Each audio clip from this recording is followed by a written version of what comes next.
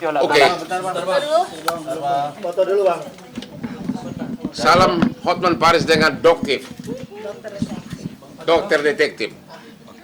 Kasus Paula, aku kan sudah ngomong sebelumnya. Salah satu alasan utama dari hakim mengizinkan perceraian adalah katanya ada pihak ketiga perselingkuhan. Ya, tapi tidak diuraikan perselingkuhan itu yang bagaimana. Memang ada bukti-bukti CCTV di mana Paula ngobrol loh dengan pintu terbuka. Tidak ada satupun video tentang hubungan intim.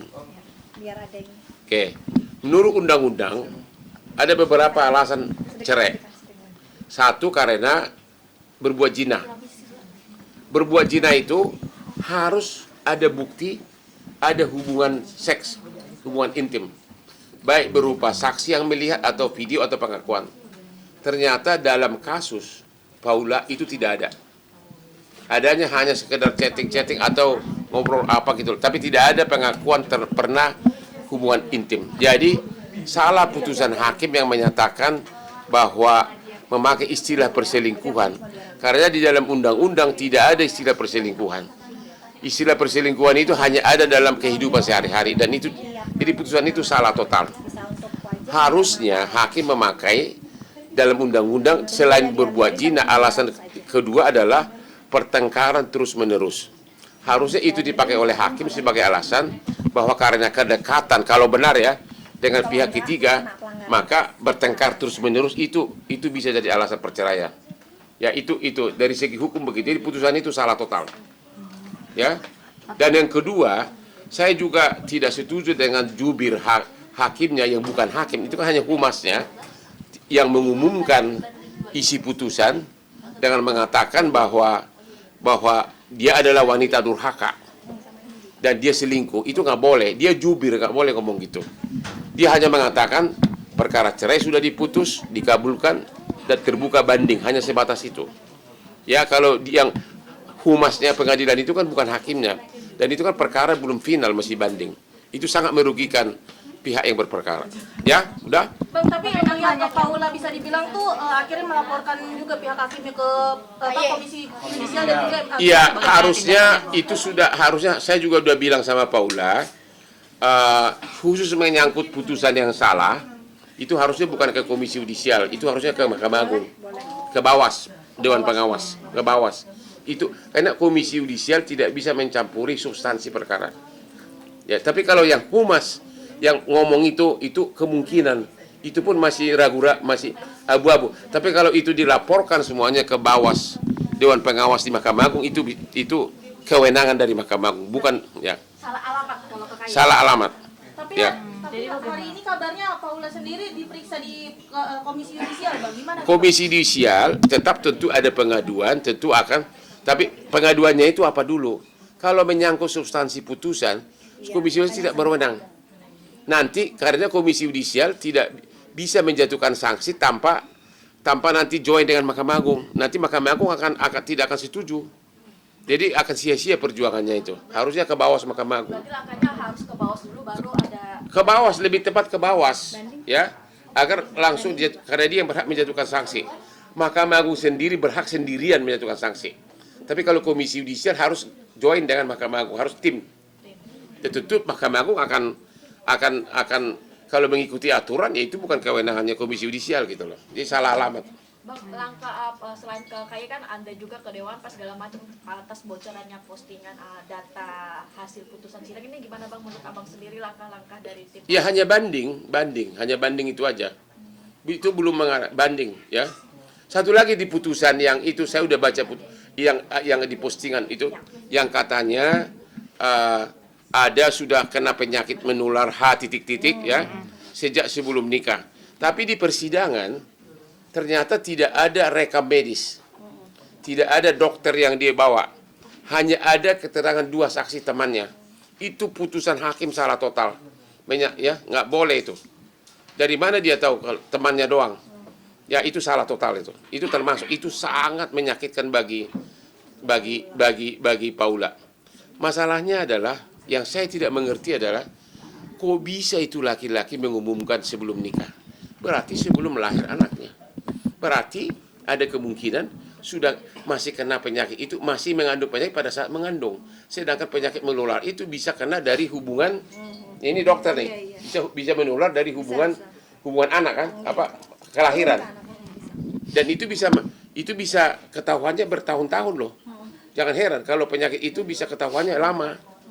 Bukan hanya itu, jangka panjang jejak elektronik dari anaknya ini.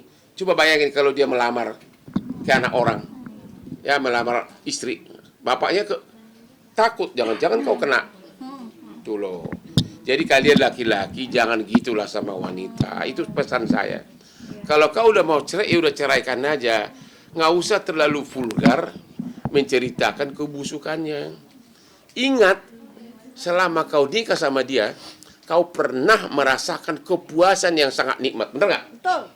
Kepuasan di malam-malam dingin di serangan fajar, ya. Tapi jangan, ya benar kok. Kalau enggak ngapain dua anak? Benar. Ingat itu pada saat kau Ya udah. Oh, ya. Kebakaran lagi kan Abang guys. sebagai laki-laki, abang sebagai karena aku romantis. Bang, sebagai laki-laki, melihat buat Mbak Im sendiri kecewanya seperti apa, Bang, marahnya seperti apa? Semua laki-laki pasti kecewa kalau itu benar. Cuma caranya tidak harus dipermalukan begitu. Iya, setuju. Mempermalukan ibunya, mempermalukan anaknya. Kan tujuan dia kan mau pisah. Udah. Cukup dibawa ke pengadilan, perkuat buktinya, sewa pengacara handal seperti Hotman, ya. Ya udah, menang selesai cerai, nggak usah dipermalukan. Janganlah permalukan. Dia adalah darah anak kandungmu. Itu. Saya tidak niat sama sekali jadi pengacaranya. Saya begitu lihat itu, saya lagi di Singapura, saya langsung bikin postingan. Karena itu kelewatan gitu loh. Kalau soal kehebatan sama wanita, itu cowok kalah sama gua tuh, ya. Gua lebih kaya juga. Berarti mengenal sosok B ini seperti apa, Bang? Apa? Mengenal sosok BM. BW. Gua nggak kenal secara pribadi dia. Saya hanya menyoroti kasus ini. Itu salah total. Saya nggak tahu apakah dia yang mengatakan bahwa istrinya itu kena penyakit itu. Saya nggak tahu. Tapi kalau yang kita tangkap dari medsos seolah-olah. Tapi saya nggak tahu persis, jadi saya nggak bisa. Dan juga itu putusan satu lembar mengenai penyakit itu sengaja diposting entah siapa itu. Ada kan, maka saya tahu. Saya baca tulisannya itu bukan bohongan, itu bahasa hakim. Itu saya udah, oh ini benar, ini bagian dari putusan gitu loh. Saya langsung di Singapura di kamar hotel langsung gua bikin postingan, itu nggak boleh begitu. Ya, kita ini laki-laki semuanya, udahlah. Semua juga suka wanita cantik. Jangan kita korbankanlah ibu dari anak kita. Ya, itu aja. Bang, ini kan terkait juga dari pihaknya BW atau Baimo sempat mengultimatum Paula terkait dengan laporan Paula ke Komnas Perempuan atas diskriminasi diskriminasi beliau pada saat di persidangan. Abang sendiri mungkin melihatnya seperti apa sih, Bang? Kalau di persidangan tidak ada kewenangan dari siapapun. Tidak ada, itu hanya bisa banding. Ya lebih bagus bandingannya.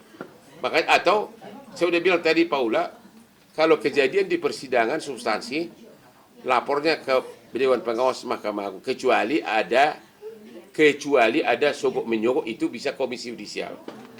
Itu pelanggaran kode etik. Kalau menyangkut penafsiran pasal, itu Dewan Pengawas Mahkamah Agung. Berarti jika Paula banding bisa menang, Bang?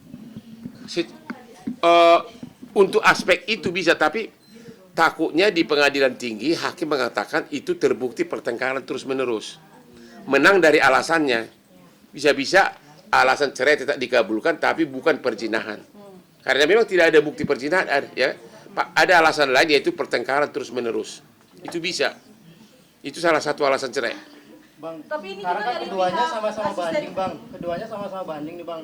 Pihak Paula melakukan banding terus banding. Ya itu bebas banding, tapi nanti kan tergantung hakim mana yang dikabulkan.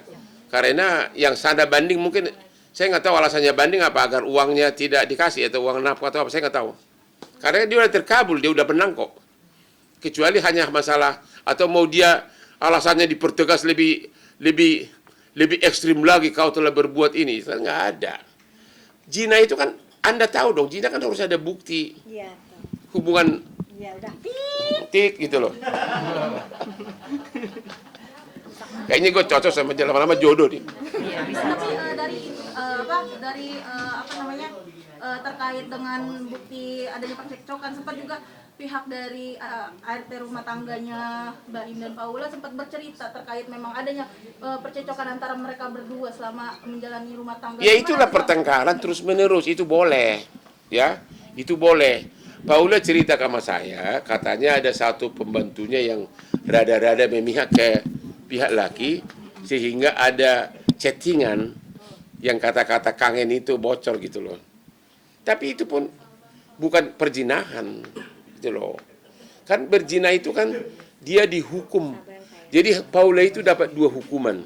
Satu hukuman putusan yang tidak benar, satu lagi fitnahan terkejam. Karena dia difitnah dengan putusan pengadilan, dia terfitnah